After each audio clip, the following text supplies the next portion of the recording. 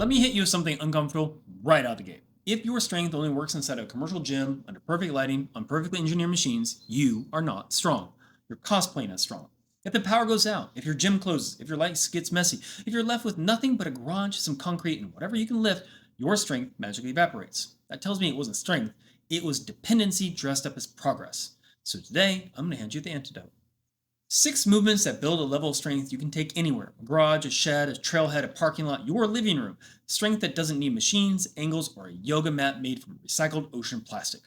Strength that builds sovereignty, the ability to thrive without relying on anything except your body, your grit, and a pile of weights you can grab with 2 hands. It's minimalistic, brutal, real, effective.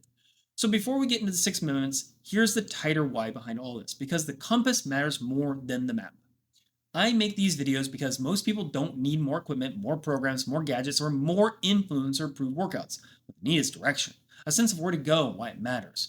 Strength isn't about collecting exercises like action figures. It's about choosing the path that aligns with your goals and actually understanding what that path demands. My intention isn't to hand you random movements. My intention is to give you options with clarity, the costs, the benefits, the physiology, the psychology, so you can coach yourself with confidence. You get to pick the destination. You get to choose how hard you push. My role is simply to give you a compass and the tools to walk the path. If this script helps you take one step in the direction that makes you adaptable, more capable, more durable, more sovereign, that's the point. Now let's get into the only 6 movements that matter if you want real, transferable strength built from nothing but grit and consistency. Let's start with the hinge, the pattern everyone thinks they're good at until they watch a video of themselves and realize they move like a discount folding chair. When we talk physiology, hip extension is the foundation of sprinting, jumping, picking up anything heavier than your ego, producing force in any plane, protecting your spine under load, building actual athleticism. The hinge is governed by glutes, hamstrings, adductor magnus, spinal rectors, and threaded together through fascial slings that transmit force from the posterior chain into the ground. If your hinge is weak, you are weak. End of story. And no, you do not need a barbell to hinge. You have sandbag deadlifts, kettlebell deadlifts, backpack deadlifts, cinder block deadlifts, old tire deadlifts. Your garage is full of hinge opportunities. Most people just refuse to see them because they think strength has to look sexy. But the hinge is what separates athletes from civilians. If you don't train it, you're basically opting out of human power. Once you've built the engine, we have to build the structure, because frameworks without stability will collapse. Next movement, the squat. Squatting is not optional. Human physiology. You sit down, you stand up, you lower your center mass, you lift it. Basic biology, not a barbell ritual. A garage-ready squat should focus on 3 outcomes. First up, patterning. Can you move through the full range without your knees waving like inflatable tube men? 2, can you apply load without your pelvis filing a workman's comp claim? And then 3, stability. Can you trunk maintain integrity under stress?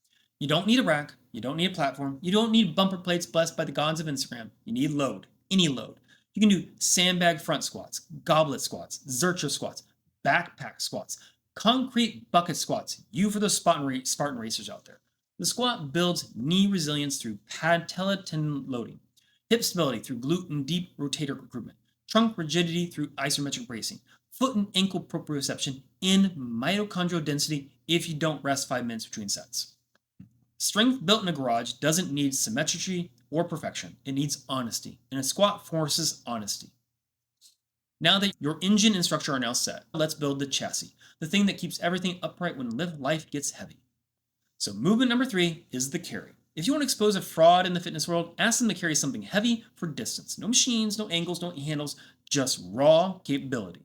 Loaded carries train more physiological systems simultaneously than almost any other movement. You have your spinal stabilizers, your obliques, your diaphragm, grip, forearms, hip adductors, gait mechanics, cardiovascular capacity, neuromuscular endurance, and posterior integrity.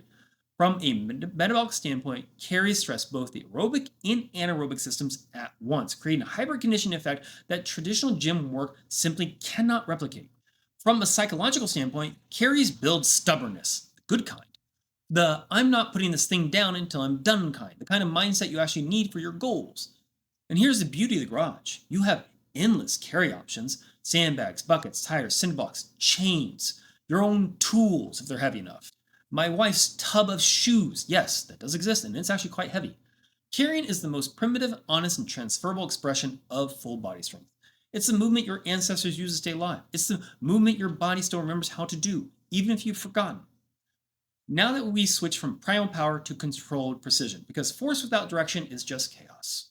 We're talking about the push. Every great strength system needs a push pattern, horizontal or vertical, but ideally both. Push patterns train pecs and delts, triceps, serratus anterior, trunk NT extension, scapular mechanics, and force transfer across the anterior chain. In physiology terms, pushing is how humans project force forward. In everyday terms, pushing is how you stop yourself from being pancaked by life. Push-ups are the easiest thing, and you can push in any garage with push-ups, handstand push-ups, pike presses, dips, floor presses with anything heavy, sandbag strict presses. Push patterns teach you how to stabilize the shoulder under load. 90% of gym goers never really learn until they get injured. Also, fun fact, your shoulder is the most mobile joint in the body, which means it's also the most chaotic. If you don't strengthen it through presses that require stability, you're basically signing up for future regrets. But pushing alone isn't enough. You need the opposite, the yin to the yang, the antidote to the modern posture. Pushing keeps you powerful, pulling keeps you alive. Pulling strengthens your lats, your scapular retractors, your rear delts, your biceps, your grips, your spinal stabilizers. And if you want bulletproof shoulders, you need strong scapular mechanics, which only come from pulling through full ranges. You do not need a pull-up bar. You need creativity. You can do towel rolls around a post, rope rows attached to a sandbag, backpack rows, cinder block rows, ring rows from rafters, pull-ups from any horizontal beam in your garage, or the tree outside. Pulling is the antidote to modern life. From phones and screens, steering wheels, laptops, they all pull you forward, internally rotate your shoulders, and flatten your thoracic spine like a poorly constructed IKEA shelf. Pulling will reopen the system. It restores posture, it restores balance, it restores capability. Plus, strong lats make everything else easier. Sprinting, grappling, lifting, bracing, carrying. Now that we've finished with the pattern that ties all human movement together, rotation, anti-rotation, the core of athletic sovereignty. No athlete, and I mean zero, becomes capable without mastering the ability to generate stiffness or rotation on demand. Your core isn't abs. Your core is a 3D pressure system made of diaphragm, pelvic floor, deep obliques, transverse abdominis, spinal stabilizers, thoracolumbar fascia, and hip rotators. The system gives you the ability to transfer force, absorb force, resist rotation, create rotation, stabilize under chaos, and protect your spine. If your core collapses, every other movement collapses with it.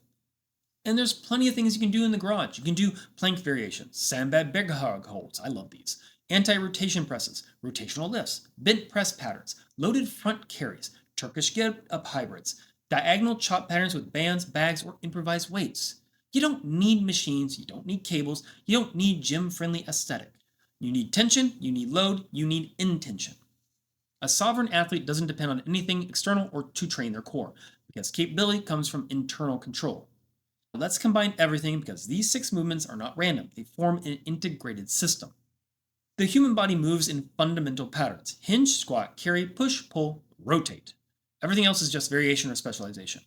When these 6 patterns are trained, your mitochondria adapt, your connective tissue remodels, your motor cortex sharpens its control. Your fascial network strengthens, your tendon stiffness improves, your coordination increases, your injury risk drops, your usable strength skyrockets. Machines isolate, tools assist. Fancy equipment hides weaknesses, but these patterns can expose you. And when you fix what's exposed, you build something unsustainable. This is the kind of strength that shows up in alpine climbs, trail runs, open water swims, grappling matches, moving heavy objects, emergencies, daily life. If your strength does not transfer, it does not matter. And let me say something most coaches won't. Training in a garage makes you stronger than training in a gym. In a gym, you follow the rules. In a garage, you build your own. In a gym, you depend on machines. In a garage, you depend on capability. Sovereign strength is not about equipment, it's about ownership, it's about intention, it's about minimalism with purpose. When you strip away that noise, you discover what actually builds you. And it's these 6 movements done consistently, done progressively, done with grit that build a body capable of handling anything. You don't need a perfect gym, you don't need expensive equipment, you don't need machines telling you how strong you are. You need 6 movements that have held up thousands of years: the hinge, the squat, the carry, the push, the pull, the brace. These 6 are the foundation of human capability. They're the blueprint for sovereign strength, the system behind durability. They're the compass you can follow for life. Pick your direction, choose your intensity, use your garage as a forge, use your grit as the fuel. I'm here to give you the tools. You get to build the capability. See you in the next one.